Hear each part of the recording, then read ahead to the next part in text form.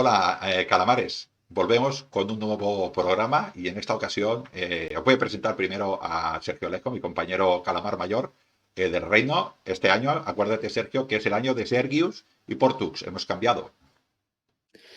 ¿Qué tal? ¿Cómo estáis, calamares? Pues nada, un placer formar parte de este, le podríamos llamar ya duumvirato, ¿no? Duumvirato. Duo dictadura podría ser.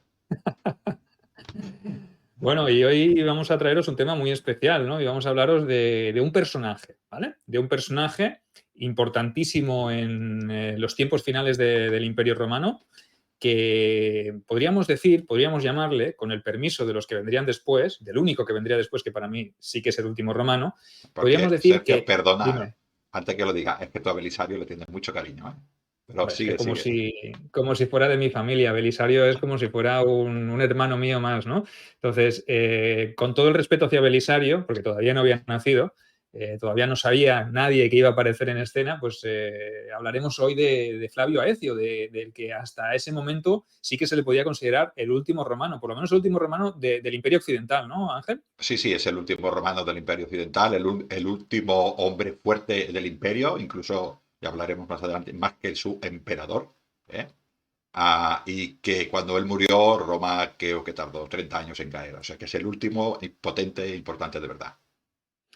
Sí, ya como sabéis, para ambientarnos y para meternos un poquito en el contexto, debéis saber que cogeremos como margen pues, un momento en el que el imperio ya estaba dividido, ¿no? En ese año 395 después de Cristo, como ya sabéis, el gran Teodosio I ya fragmentó y dividió antes de morir su imperio en dos facciones, en dos grandes porciones. Una cosa que ya se había hecho previamente, ¿vale? Que no era una cosa nueva, que él reunificó el imperio bajo su mando y luego a la hora de morir, pues decidió fragmentarlo otra vez y dividirlo entre sus dos hijos, ¿no? Sí, Honorio y Arcadio. sí, lo que es cierto, Sergio, es que anteriormente eran tetrarquías y diarquías y estas cosas, pero era el mismo imperio, pero con dos administraciones, y Teodosio ya, desde entonces, ya se dividió totalmente. Hasta la administración, es otro imperio. A partir de Teodosio son Imperio Romano de Occidente y Imperio Romano de Oriente. Estamos hablando finales del siglo IV, ¿no? Sí, correcto. Sí, son administraciones diferentes y ahora ya cada uno hace la guerra por su lado, ¿no? Cada uno tiene sus enemigos, cada uno se enfrentará a su situación crítica, cada uno tendrá sus problemas internos y aunque en ocasiones puntuales sí que acudirán el uno en ayuda de otro, serán cosas muy concretas, ¿no? No remará el Imperio Romano en el mismo sentido de la marcha. Eso es un gran error, ¿no? Quizá. Es un gran error. Yo lo que me hace mucha ilusión, ilusión entre comillas, es que yo ahora soy Aecio todavía aprendiendo a luchar y veo alanos, ¿no? Y veo brundios, y veo sajones, y veo francos, y veo alamanes, y veo vándalos, pero es que viene algo peor, ¿no? Por Oriente. Esto es algo peor que todo esto que he dicho. Claro, y es que si cogemos como margen, por ejemplo, como horquilla temporal para situar a nuestros videoyentes el año 422 después de Cristo, en ese momento se produce una cosa terrible, ¿no? Y es que, bueno, terrible para los romanos, entiendo, ¿no? Porque para los hunos, pues no lo era tanto, ¿no? En ese momento, uno de los líderes hunos, de nombre Rúa, que a la postre era el tío del conocidísimo y archienemigo de Roma, ese azote de las estepas llamado Atila, vemos que en ese 422 este tal Rúa ya estaba recibiendo unos pagos por parte de Constantinopla de unas 350 libras de oro anuales a cambio de mantener la paz. O sea, un tributo. O sea, que los romanos de Oriente estaban pagando tributo a este líder uno en el año 422. Es Sergio, terrible, ¿no, Ángel? sí, Yo yo, es que Sergio, esto lo vemos aquí como algo quizá normalizado en este momento, pero yo, duele, ¿no? Sergio, solo te digo que esto Trajano no lo hubiera hecho. Además, ya que Trajano no lo hubiera hecho, ya no digo eso, estamos hablando de muy atrás, pero la experiencia durante la anarquía militar de pagar oro a los partos para que no hicieran la guerra, nunca les fue bien, ¿no? Y ¿qué podía ir mal? Pues si yo te doy, por miedo te doy dinero, pues ¿yo qué hago? ¿Te pido qué? Por más. Más. Evidentemente, ¿no? Y eso en el 422, pero es que en el 434, o sea, solo 12 años más tarde, el mismo caudillo ya elevó el precio del tributo y los romanos de Oriente pues no aceptaron porque estaban, imagino, ya hasta el cuello de deudas y de tener que pagar. Y obviamente, pues los hunos, ¿qué hicieron? Ángel, si no te pagan lo que Pues, tú pides, pues a por ellos. Claro, cuando huelen la debilidad, pues dice, tú no me lo das, pues yo lo cojo. Y allí fueron. correcto, se dedicaron a hacer sus razias, ¿no? Sus razias, sus ataques, sus campañas de terror, etcétera, etcétera, ¿no? Lo único que, por suerte para los romanos, pues este Rúa falleció al cabo de poco tiempo, ¿vale? Y la presión de los hunos pues pareció disminuir en las fronteras, aunque, claro, esa calma pues era el preludio de lo que tendría que venir después, ¿no? Porque realmente, ¿qué vino después? ¿O quiénes vinieron después, Ángel? Porque luego vino una situación también un poco compleja dentro de los hunos. Sí, sí, me ha hecho mucha gracia porque has dicho por suerte. Bueno, la cosa que pararon un momentito y un tal, este que has dicho tú, el azote de Dios, Atila y su hermano, creo que se llama Bleda, no me quiero equivocar, estos dos cogieron el poder de los hunos, ¿no? Y se ve que este Atila tenía muchas ganas de guerra y evidentemente dijo, bueno, pues ya que hemos ido, pues volvemos. Y allí se los Correcto. encontraron.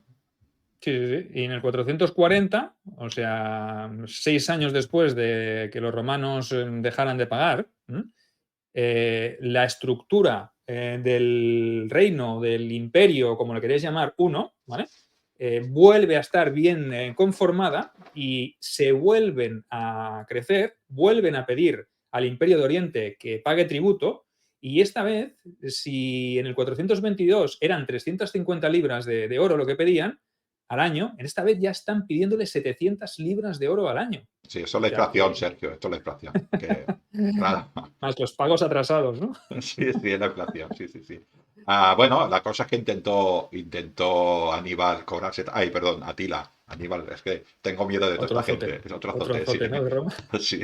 Atila intentó, hizo todo el daño que pudo, ¿no? Y bueno, consiguió bastante dinero. Creo que en ese momento hubo una cosa muy importante en Constantinopla. Estamos hablando de que tenéis por allí Atila, ¿no? Que hubo un buen terremoto, ¿no? Y se derribaron estas murallas de defensa. Yo lo que a mí me parece muy interesante de este tema, igual tú no le das tanta importancia, pero yo, claro, allá en Constantinopla dijeron las murallas están derribadas, va a venir este hombre y nos va a matar. De hecho, se ve que Atila se dio cuenta, fue, ¿no?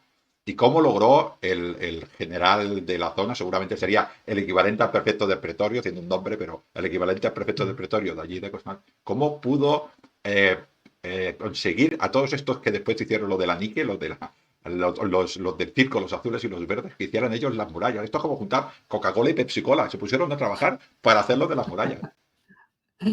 Sí, hombre, Ángel, teniendo en cuenta de que Atila 2 años antes había pasado por la piedra a su hermano y ya se había quedado como el líder único de los hunos, que había estado asolando y había estado aterrorizando a todos los habitantes del Imperio Romano de Oriente, pues imagínate, se nos caen las murallas por el terremoto y Atila se entera, ¿no? Y llega alguien diciendo, oye, que Atila está empezando a mover gente hacia aquí.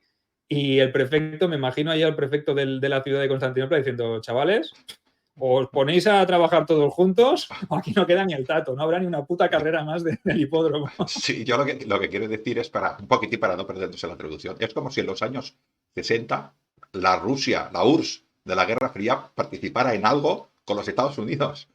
Porque decir, es esto, es esta bestialidad. Que lo digo para que, bueno, la cosa es que llegó allí a Atila con la muralla ya hecha y el hombre siguió presionando, ¿no? Esto, ¿qué te iba a decir? Atila siguió presionando. Creo que los estercios, las 700, perdón, las 700 libras de oro que pedía se quedaron cortas, ¿no? Sí, porque una vez llegó allí y se chocó con las murallas que se habían reconstruido a un ritmo frenético en unos 60 días, o sea, un logro histórico, ni los mejores ingenieros y arquitectos del antiguo Egipto ni de la vieja Roma pues eran capaces de construir tan rápido, ¿no? Ni los legionarios, ni la fuerza de trabajo legionaria, ¿no? Ríete Pero de las bueno, murallas, ríete de las pirámides. correcto, correcto. Pon a los azules y a los verdes a trabajar juntos y ponles una Atila que venga corriendo y te construyen unas murallas súper rápido, ¿no? Pero bueno, sí que en cuestiones de crisis o en tiempos complicados la gente saca fuerzas de donde no las hay, ¿no? Esta vez, pues Atila pidió 1.100 libras de oro anuales, incluyendo un pago inicial de 6.000 por los atrasos pendientes. Por eso te hablaba yo de la inflación. La inflación. Atila lo tenía apuntado, su contable, ¿no? Sí, sí, sí. No, yo no tenía esta faceta de los unos, yo pensaba que eran personas guerreros, fiero guerreros, pero se ve que también tenían algún tipo de funcionario que sabía contar bien, porque con todos los intereses creo que les pagaron hasta, creo que es 1.100 que tenían que pagar y los 6.000 de intereses. Esto y además arreglar las murallas. Correcto. Y es que además también les cedieron importantes cantidades de tierra. O sea que, como veis, el precio a pagar, desde mi punto de vista, fue bastante caro.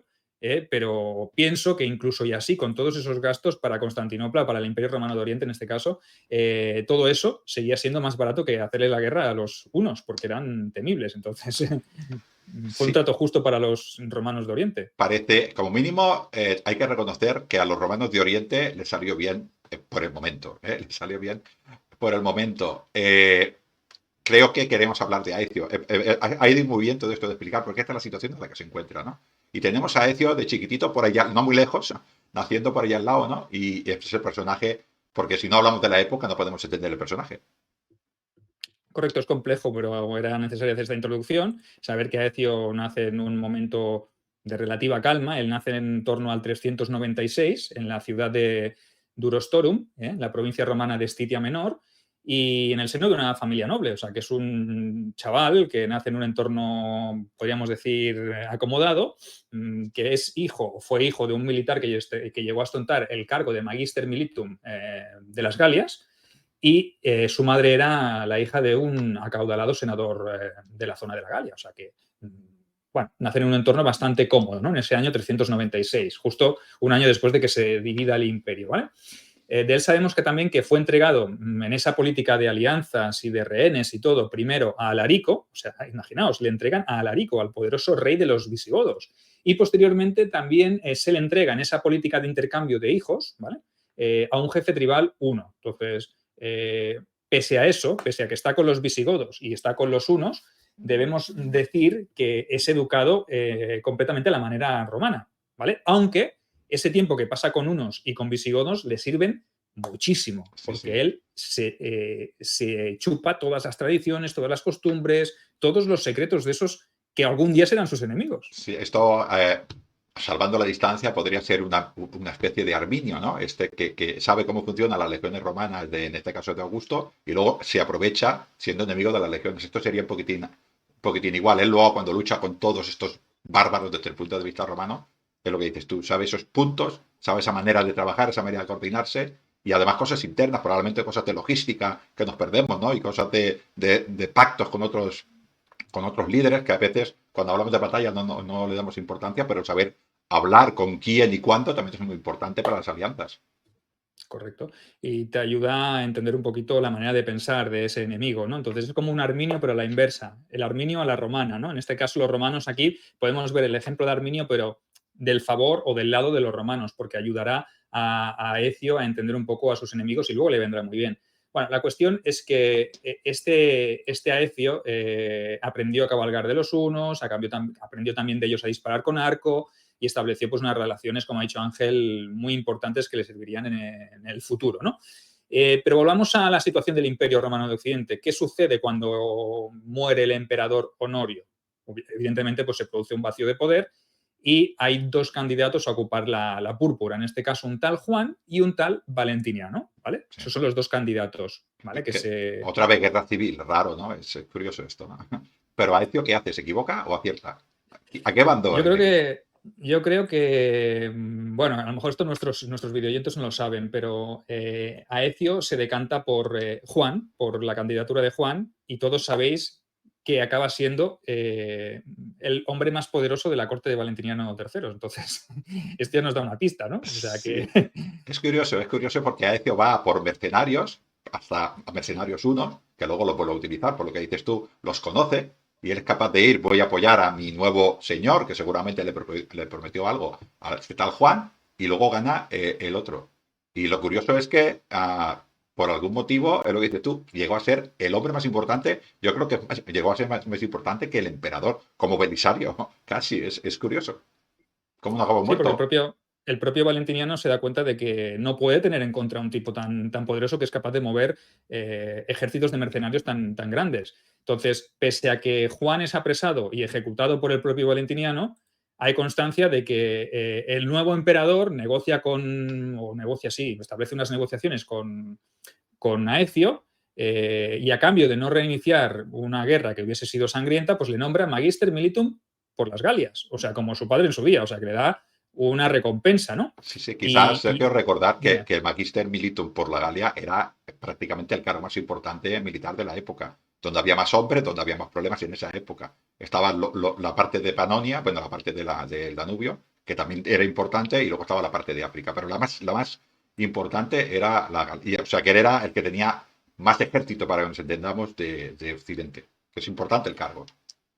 El cargo, el tema de Magister Militum viene a ser pues una especie de general en jefe, ¿no? Sería como una especie de comandante, ¿no? Y en ese momento en el Imperio, en el Imperio Romano de Occidente, a ver, seamos concretos, hay como 3 zonas o 3 regiones que están encabezadas cada una por un Magister Militum, ¿vale? Hay 3 hombres poderosos, siendo uno de ellos Aecio en la Galia, un tal Félix que estaba como jefe o comandante en jefe de la zona de Italia, y Bonifacio, que se hacía o hacía lo propio en la zona de África, ¿no? ¿Y qué ocurre, Ángel? ¿Qué ocurre aquí? Que, claro, Yo, 3 son muchos, ¿no? a ver, Para sí. tener el poder. Yo, conociendo a los romanos como los conozco y viniendo de esta época tan bonita, no puede haber, esto sería una triarquía de generales, para que nos entendamos, una tria generalcía, ¿no? Y solo puede quedar uno. 3 hombres entran, uno sale, tal como te lo cuento. Correcto. Sí, por ejemplo, sabemos que la madre del emperador, de Valentiniano III, que sonará seguramente este nombre, no fue otra que Gala Placidia, la famosa Gala Placidia. Siempre buscó, dicen las fuentes, que buscó la desaveniencia entre estos 3 hombres para que nunca hubiese uno que tuviera todo el poder concentrado en sus manos, porque de esa manera, si existía solo un hombre suficientemente poderoso con todos los ejércitos y todos los hombres a su disposición, podía poner en peligro el trono de su hijo. Realmente era bastante habitual que algún general victorioso y con mucho poder llegase incluso a desbancar al emperador y se autoproclamase. ¿Eso a qué te recuerda? ¿No te recuerda a tiempos del siglo III, ese convulso de la anarquía militar? Vamos, lo mismo, lo mismo. Ya estamos, es como siempre. Tenemos un general, bueno, ya tenemos anteriormente, ya tenemos emperadores fuertes que cohesionan el imperio y empezamos a tener debilidad y pues como no son fuertes, pues los generales van a por el imperio. Y esto fue lo que pasó. En el caso de Aecio, es cierto que parece que no era su intención, pero sí que es verdad que eliminó a estos que quizás estos sí que tuvieran igual alguna intención o sencillamente lo vería como enemigos o instigados por la madre del emperador. Él acabó con ellos, ¿no? Pero la cosa es que quedó como hombre importante de Roma y no se dirigió a Roma. Bueno, en este caso creo que la capital ya era Rávena, ¿no? Pero no se dirigió a por ser jefe del imperio. No, él se encargó de liquidar primero a Félix, y en el año 433 pues, derrotó a Bonifacio y se hizo con el poder militar absoluto en toda la parte occidental del imperio, ¿no? O sea, en ese momento ya no hay nadie que le pueda hacer sombra y, bueno, tenemos datos de que nos confirman que fue elegido hasta 3 veces cónsul de Roma. O sea, que esto también puede ser una estrategia por parte de Valentiniano de decir, uff, este tío es Se, peligroso, este tío lo voy a conformar, le voy a dar un rango importante para que no aspire a la púrpura, ¿no, Ángel? sí, pídeme todo lo que quieras, menos la púrpura, ¿no? Yo creo que sí, ¿no? Claro. Quizás te voy a hacer otra pregunta porque hemos comparado con la anarquía militar. En la anarquía militar, ¿qué pasaba? Pues se peleaban los diferentes usurpadores contra el emperador y las fronteras quedaban sin soldados, ¿no? ¿Y qué hacían los bárbaros del norte? Pues atacaban. ¿No volvería a pasar lo mismo? Pues sí, evidentemente en el momento que se producen estas guerras intestinas, pues lo que hacen los bárbaros de las fronteras es aprovechar para meterse en territorio romano, ¿no? Mientras se merma el poder interno, pues las fronteras empiezan a estar desguarnecidas y eso provoca bueno, un coladero, ¿no? Y en este caso, pues por ejemplo, los visigodos, los godos de Occidente, aprovecharon para atacar territorios romanos. Por ejemplo, también los burgundios, los francos, entraron en las fronteras y también pusieron a los romanos en serias dificultades. Y además, acordaros de aquellos tiempos en los cuales ya se habían colado en el año 407 aproximadamente, recordad que se coló suevos, vándalos, alanos, toda aquella invasión que aprovechó la Nochevieja del año 405 o 406 al 407 y entraron incluso hasta Hispania. Acordaros esas grandes invasiones, ¿no? Pues esos suevos que se habían instalado en Hispania seguían haciendo también de las suyas Y a partir del 429, pues esta tribu era la más poderosa de la provincia romana de Hispania, y en gran medida pues porque los vándalos y los alanos, recordad que habían ido bajando hacia el sur y habían llegado incluso a cruzar hacia el norte de África, ¿no? Recordad también a ese gran rey, Ángel, un fuera de serie ahí, aunque sea vándalo y te duela. Genserico, ¿te refieres? Correcto. Este tan malo. Este también fue un azote duro de roer. Lo que hemos dicho, tenemos aquí a suevos en Hispania, alanos y vándalos, y los romanos aquí, a ver quién es el que tiene la espada más grande, ¿no? Es una cosa increíble. Pero, ¿qué te iba a decir, Sergio? Todo puede empeorar, ¿no? Todo puede empeorar. Sí, los vándalos evidentemente fueron desplazándose hacia el este de África, capturando, saqueando ciudades. El magister Bonifacio, antes de que lo derrotara el gran Aecio, pues tuvo que plantar cara a estos vándalos, salió escaldado, por ello fue por lo que decidió probar suerte en Italia, donde se enfrentó a Ecio y allí fue donde acabó perdiendo incluso la vida, ¿no? Pero bueno, en el 435 pues ya tenemos a Flavio Aecio como amo y señor del Imperio de Occidente, ¿vale? De los territorios que quedan, porque el norte de África también debe considerarse ya propiedad de los vándalos, se ha perdido, es un territorio muy importante, ojo con el dato, porque siempre lo decimos, ¿no? El norte de África es como el granero un poco de Roma, ¿no? De la parte Sí, occidental, o sea sí. que hay que tener en cuenta ese detalle. En este 35 creo que solo se había perdido la provincia de Mauritania. Todavía dijéramos lo que ahora actual Faltaba Cartago. Cartago, ¿no? Faltaba Cartago, pero le quedaban tres telediarios y una película corta. Quiero decir que estaba ahí al lado. Porque, a ver, vamos a seguir otra vez hablando de lo de Aecio, porque con que no me acuerdo el nombre, es Genserico. Este hombre veía que iba, ¿no? ¿Y qué hizo otra vez Roma con este vándalo? ¿No me dirás que le volvió otra vez a dar dinero por paz? ¿Volvió a pasar esto? Pues evidentemente sí, compró esa paz, realmente, porque es que no tenía otra manera de actuar. O sea, con los problemas en las otras fronteras, si tú tienes que desplazar gente allí y no tienes efectivos suficientes para llevarlos, obviamente pues no te queda otra opción que pactar, ¿no? Pero bueno, a la vez que pactas, pues le estás dando o le estás demostrando a tu enemigo que eres débil, ¿no? ¿Y qué pasa cuando uno es débil? Pues que el otro se aprovecha. Acabo de decir que Cartago todavía no era, pues a partir de ahí Cartago se la quedaron. El granero, en este momento, era el granero de la Roma, el granero de Occidente. Teníamos a Egipto, pero en este caso, aunque no lo parezca, esta provincia de Cartago era muy rica también en cuanto a producción agrícola, ¿no? Y era, pues, es lo que se abastecía, en este caso, Roma, ¿no? Pues la perdió. En este momento la perdió.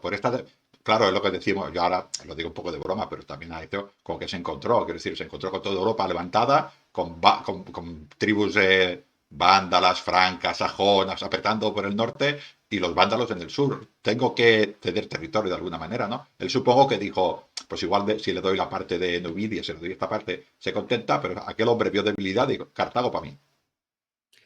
Y entonces, claro, Aecio y Valentiniano dicen, hostia, esto hay que recuperarlo, ¿no? Pero solos no podemos. Entonces, ¿a quién le pido ayuda yo ahora para ir a recuperar esa provincia africana que es mía, evidentemente, que la voy a recuperar para mí? ¿Quién me queda de todo lo que me queda cerca para poderme ayudar? Pues mira, mis hermanos de Oriente, que ya hemos dicho pues que estaban, cada uno tenía sus problemas, ¿verdad? Sí, sí, no, y a veces, bueno, luego serán problemas comunes, pero sí cada uno tenía sus problemas. Hay que decir que el rey, creo que era Teodosio II, dijo, hombre, vamos a ayudar a mis hermanos, en esta época ya estaban separados, pero todavía tenían ese respeto mutuo y mandó a mucho ejército y una gran flota, dicen Sergio, que es una de las grandes flotas más importantes que se pudieron hacer en el Mediterráneo. O sea, quiero decir que ayudaron bastante.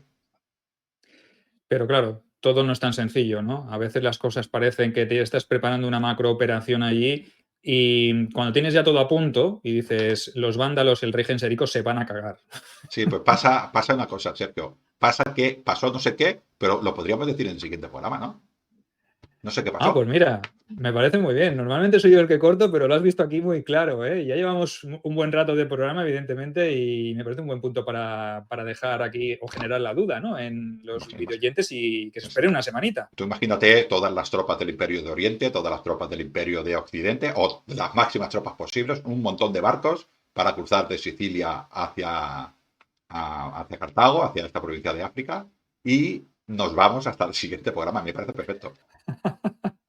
Qué malo que eres. Ahora te quedas tú como el malo de la película, ¿eh? Pues sí, Bueno, recordad, suscribíos a los canales, al canal de Sergio de YouTube y a mi canal de iVoox, que recuperaremos todos estos programas en otro formato más portable, porque hay gente para todo, ¿no? Y campanita y suscripción. pues con esto nos despedimos y os tendréis que esperar una semanita más para saber qué pasó. Así que, calamares, que tengáis una feliz semana y no nos maldigáis mucho, ¿eh? ¿No? Saludos. Hasta luego.